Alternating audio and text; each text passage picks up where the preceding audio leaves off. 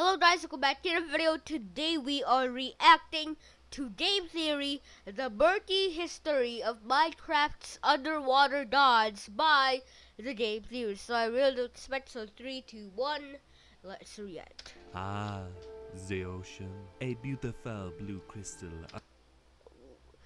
Who does that voice? Because it's not Tom Kenny Tom Kenny does a SpongeBob voice for that, but who does that for the Game Theory episodes? Because it sounds like Tom Kenny, but do they hire Tom Kenny to just to to do an intro on Game Theory? I mean, who does those impressions of Tom Kenny? Because if it is Tom Kenny, then that would be incredible.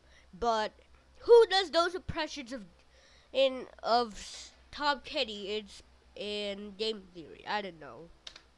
On this cuboidal planet we call home. Home to sea creatures large and small.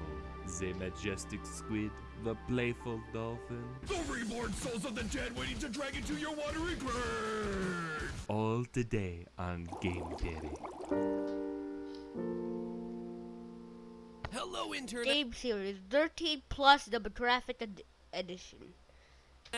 Welcome to Game Theory, where today we're engaging in a very mature 13 plus critical analysis of a fun for all ages game, Minecraft. Does that cover me? Not gonna get hit by any FTC fines, right? Here, let me throw in some big words just in case. Entrepreneurship, anti-disestablishmentarianism, defenestration, rampant consumerism. Hey, speaking of rampant consumerism and that 2020 COPPA purge, if you want to help protect this channel while also showing your fierce pride and staying cozy this winter season, brand new 2020 COPPA purge. Now, is it actually gonna be a purge? Will my channel get taken down? Will anyone's channel get taken down? We don't know. And it's 22 days till Christmas. So, everyone's getting their Christmas trees out and, yeah. Getting the Santa Clauses out. I'm ready for Christmas. I already had one Christmas vacation that had nothing to do with Christmas, but it was in December, so it was November, December. So yeah, I already have a vacation, and I'm gonna go to another vacation because it's gonna be Christmas. Theoryware is available right now, right below this video. We've got everything from a glow-in-the-dark t-shirt to new lounge pants, a Nintendo Switch case, an awesome new flight jacket that combines a windbreaker and a hoodie, and even this little tube tumbler guy. You try to push him over, you can't knock him over. Anyway, items are starting to sell out, so if you have a theorist in your life that you want to get a cool holiday gift for, or if you just want to show your theorist pride yourself, check them out right now to ensure that you get yours in plenty of time before the holidays. Also, since we're doing quick update stuff, just a reminder that December 3rd is our big charity live stream in honor of St. Jude Children's. Oh, so it's now. It's right now. It's not right now because 10 a.m. Pacific time is like. It's not now, is it? I don't know. But there's nothing on the Game Theory channel that is live streamed, so it hasn't happened yet. Research Hospital, which helps cure kids of cancer while also being a world leader in cancer research. And even though the stream might be happening on a Tuesday, it is going all day. So whenever you want to tune in, we'll be there waiting for you. And the big reveal of that new FNAF game is happening during the usual live stream time of 4 o'clock p.m. Pacific. So I hope to see all of you there at least at some point throughout the day. Scott Coffin literally just revealed on Reddit that the game is going to contain, get this, $500,000 for us to find. If we find it and claim it, then he'll donate it to St. Jude. So basically, the gauntlet has been thrown down for Dawko, Markiplier, and I, and the pressure— $500,000 at stake. And it's a secret for FNAF. Matt, Pat, Markiplier, and Dawko. I've never heard of Dawko, but He's a FNAF YouTuber. Is on for us to perform. The thing is gonna be a blast, and all of it is in honor of an incredible cause, so please try and make it so we can make the holidays just a bit brighter for some amazingly brave kids out there fighting for their lives. Alright, with all that housekeeping out of the way, let's talk some Minecraft, shall we? Today we're getting our Little Mermaid on and going down where it's wetter, down where it's better, under the sea. In Minecraft, the underwater biomes just don't seem to get enough love. Sure, everyone is always excited to make songs dedicated to the fiery death plains of the Nether, or to discuss the otherworldly void of the end, but the watery depths of the overworld offer just as many breathtaking sights, unusual creatures, and head-scratching mysteries, and yet no one really seems to care. It's kind of like art imitating life, because here in real life we're so focused on space exploration that most of our undersea biomes here on Earth have gone completely unexplored. I think we've only seen like 5% of them. So today Ocean covers 71% of Earth. 5% of the ocean has been explored. Alright. So, ocean covers 71% of the Earth. And 29% is land. Or maybe like 80% because of lakes and seas. Because it should be water if you're talking about all the water on Earth.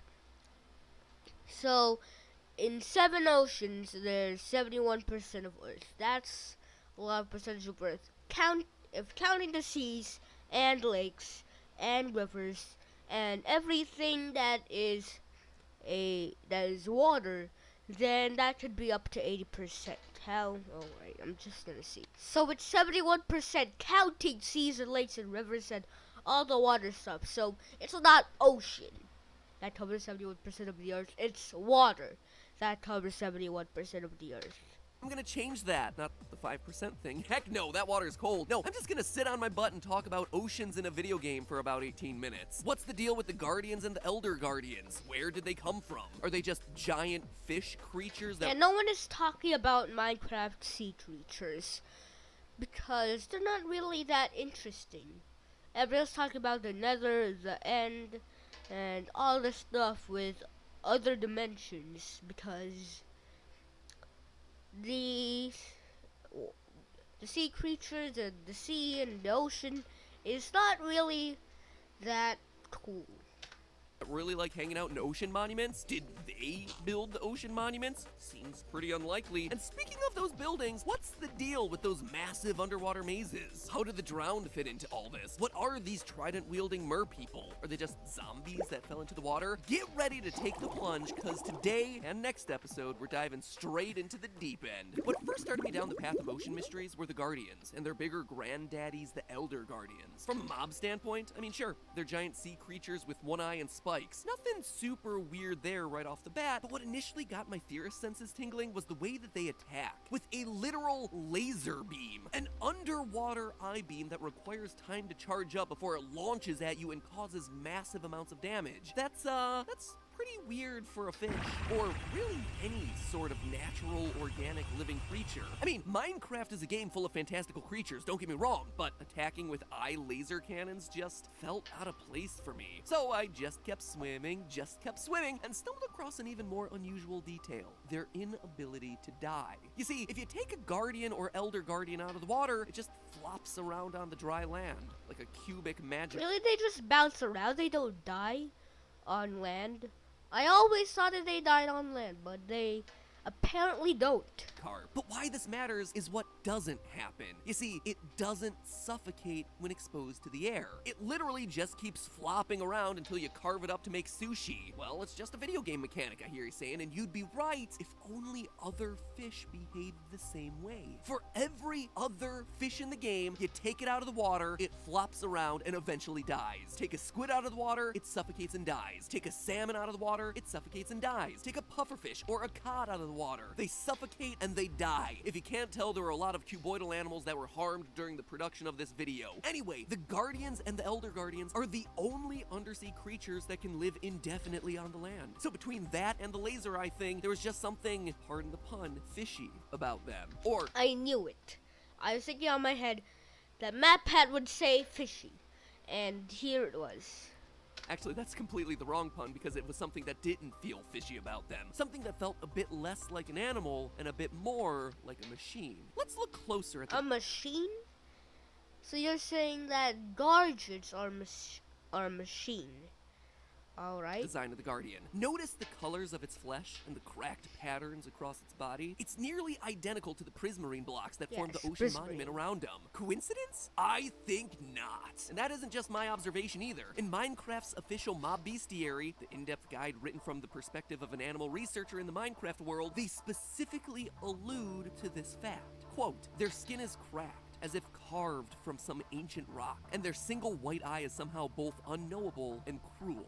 End quote. Ancient rock, you say? Like perhaps prismarine? The very same stone that serves as the primary building block for all ocean monuments? The only place in the game where they spawn? Further supporting the idea that the Guardians aren't made of flesh but rather of prismarine stone is their drop behavior. When killed, the Guardian has a 40% chance of dropping prismarine crystal, which, for a fish, doesn't make a whole lot of sense. I mean, if you kill a sheep, it drops you wool. If you drop a cow, it drops you like cow flesh. But if you're a non-organic creature built from the nearby rocks and minerals, well, that could certainly explain a whole lot. And speaking of their drop behavior, the mob bestiary does a drop of its own. Another interesting tidbit about the Guardians. Quote again, Elder Guardians will also drop a water-absorbing sponge if killed by an adventurer. And if it doesn't drop a prismarine crystal, one will find raw fish of some kind in its place. Some scholars think that this is evidence that its diet consists of fish and other natural watery foodstuff, but Guardians have never been seen to wander far from their temple homes to catch them, so we cannot be sure. End quote. It's an odd detail to include there at the end, right? To specifically call out, hey, they drop fish, meaning that they might eat fish, but, you know, considering the fact that they never leave the ocean monuments they spawn in, they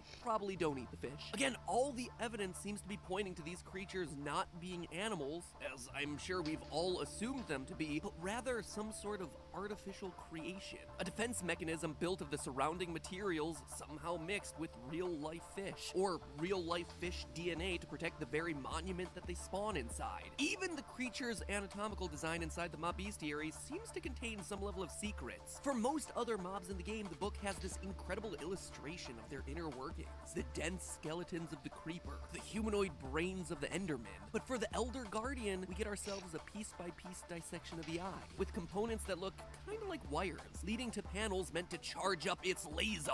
And underneath that thick, rocky skin, nothing much. A thin layer of pink with a gray area that appears to be stone. It's certainly not any sort of bony structure. It's not anything that resembles the inner workings of a fish, and it's certainly not anything that looks remotely organic. Lastly, it's worth noting that the Elder Guardian's eye will still have the ability to track a player who's invisible, seeming to suggest that this mob is dealing in the thermal spectrum, tracking your heat signature. So its eyes are tracking our thermal cameras. Alright, so that's pretty cool. Rather than any sort of visual sign of your movement patterns. So again, another weird, interesting detail about these creatures. I mean, even the name seems to allude to it, Guardian. Considering they only spawn inside ocean monuments and they're called Guardians, if they were indeed man-made, well, clearly they were made to act as... Actually, you can see, if you go to the spectator mode and right-click a Guardian, you can see what Guardians see. So, if they are actually... Their eye is actually a thermal camera, then you can see if it's a thermal camera. If it's just the same old plain stuff, then it's not a thermal camera.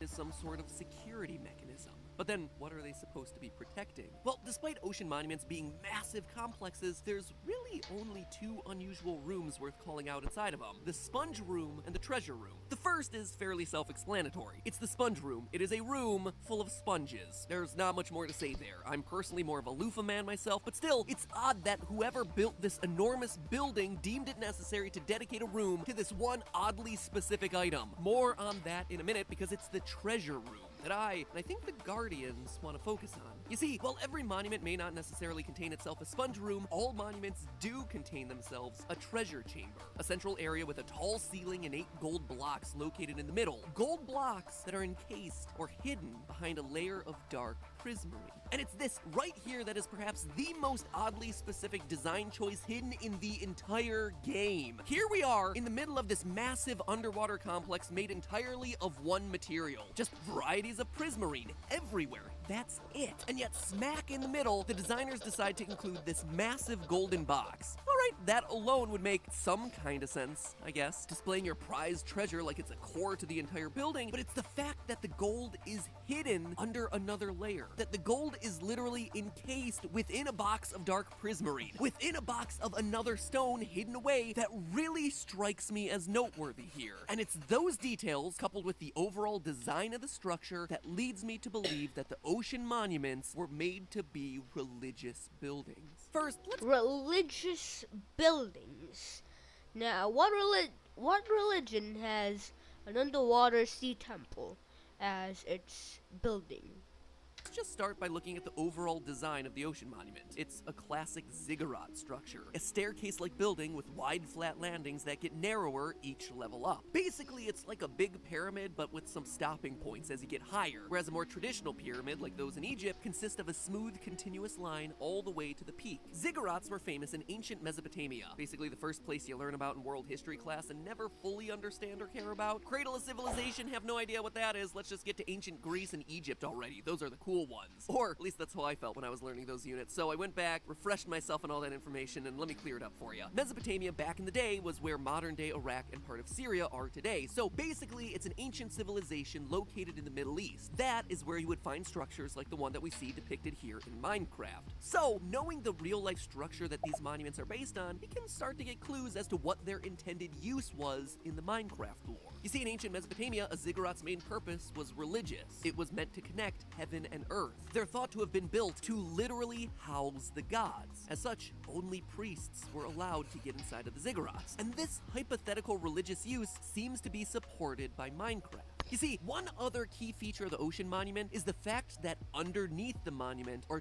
23 giant pillars that stretch down to the ocean floor. And it's always 23, unless of course there's some weird spawn hiccup. But that 23 number, I've said it so many times this episode, it seems so oddly specific, right? It has got to mean something. And wouldn't you know it, I think it does. You see, the number 23 is just one of those numbers that's considered to be really important to humans. It's a prime number, which already makes it special. It's the number of chromosome pairs that we have in our body. It's basketball star Michael Jordan's number. There's a really And LeBron James. bad Jim Carrey movie all about the number 23. So, you know, really important stuff here. But all joking aside, there's even something called the 23 Enigma. Essentially a belief that the number has some sort of magical or mystical significance because of how much it shows up in our day-to-day lives. So when it comes to numbers, 23 is kind of a big deal. Just behind top 10, lucky 7, and I guess unlucky 13. But when it comes to religion, 23 is an even bigger deal. You see, in the Islamic faith, there's the Quran. It's the Islamic sacred book, just like Christians have themselves the Bible and Judaism has the Torah. The Quran is believed to be the word of God as dictated to the Prophet Muhammad. And it took, get this, 23 years for the entire book to be revealed to Muhammad. It's also Muslim belief that the first verses of the Quran were revealed to the Prophet Muhammad on the 23rd night of the 9th Islamic month. So again, in the Islamic faith, the number 23 matters a lot, meaning that those 23 pillars in the Minecraft Ocean Monument could very easily be referencing important pieces of religious architecture found around the Middle East. No, ziggurats aren't mosques, where Islamic faith is currently practiced, but they are connected by geographic region and religious connotation. Now here is where everything comes together. If Minecraft's ocean monuments were indeed places of religious significance, where an ancient race of people believed gods could come down onto the earth and live, it could explain the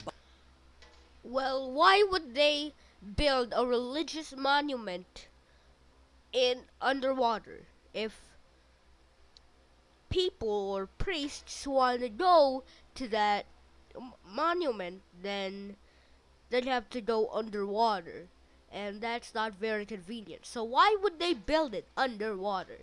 And how could they build it underwater? Water breathing potions why would they build a religious monument underwater? Where have you seen a religious monument underwater? I have never seen a religious monument underwater. Actually, I will Google it. Religious monument underwater. Let's see. So I Googled it, and I only saw statues and statues. So why would they build a huge building underwater if no one could enter it because it is underwater? And how could people just see it on where it is, because underwater monuments are pretty hard to find, so how can they find it? So yeah. Box of gold encased in dark prismarine with sea lanterns in each of its corners. But to understand why, you have to be familiar with the Kaaba. The Kaaba is a black cube building at the center of Islam's most important mosque, the Great Mosque of Mecca. It is the most important place in the Islamic faith. So important that practitioners of Islam are almost required to take a pilgrimage to see this once in their life and give worship there. Why? Well, it's thought that the Kaaba is the house of God, the sacred house, the connection between heaven and the earth. The Kaaba is a sacred place with an inside of gold and marble, but on the outside, it appears to just be a large black cube of dark granite. Just like we see in the game, with the dark prismarine being on the outside of those golden cubes. In each of the corners in Minecraft is a sea lantern. And wouldn't you know it, each corner of the Kaaba also has itself a special symbolic significance, most often pointing to one key location from Islamic history. So could it be that the Guardians of Minecraft are protecting the most sacred treasure of all, the location, or at least the perceived location, of God himself? It sounds crazy, but remember, the It does sound pretty crazy. ending of Minecraft does indeed have two godlike figures speaking with each other about your game. So there are two godlike figures. So if one is in the sea monument, where's the other one? Where is the other godlike figures? If one is in the sea monument, then what is the other? Gameplay. The fact that gods exist in the canonical universe of Minecraft is an established part of the lore. I mean, a lot of the details really line up here. The ziggurat structure connects us to the Middle East and Islamic tradition. The 23 pillars and their importance to Islamic faith, covering up the golden, important interior of a building with a dark stone exterior just like the Kaaba. The perfect cubic shape of both of those structures. The importance of each of the corners. The need to have the Guardians protecting this place at all. Heck, even the name. This is the Ocean Monument. It isn't a ruin, it's not a temple, it's a monument. Monument is a word used to honor a place of historical significance, a place of the dead, or an important figure like a god. You don't call the building that houses your sponge room a monument. Oh yeah, and it's worth mentioning here as one last final note, the one practical function of the ziggurat was actually to serve as just a high place on which the priests could escape rising water that would flood the Mesopotamian areas every year. Oh, so it's an abandoned religious monument. Rising water, huh? Maybe the underwater monuments weren't quite so underwater. So we have ourselves the heat-seeking laser-shooting fish that might have been man-made to protect an underwater monument dedicated to what may or may not be an ancient god. Now the only question is, who built it? Why is it here underwater? And that, my friends, is explained through two words: the drown. But that theory will have to wait for another day. In the meantime, remember. So yeah guys, thanks for watching, and of course, peace on people. Peace.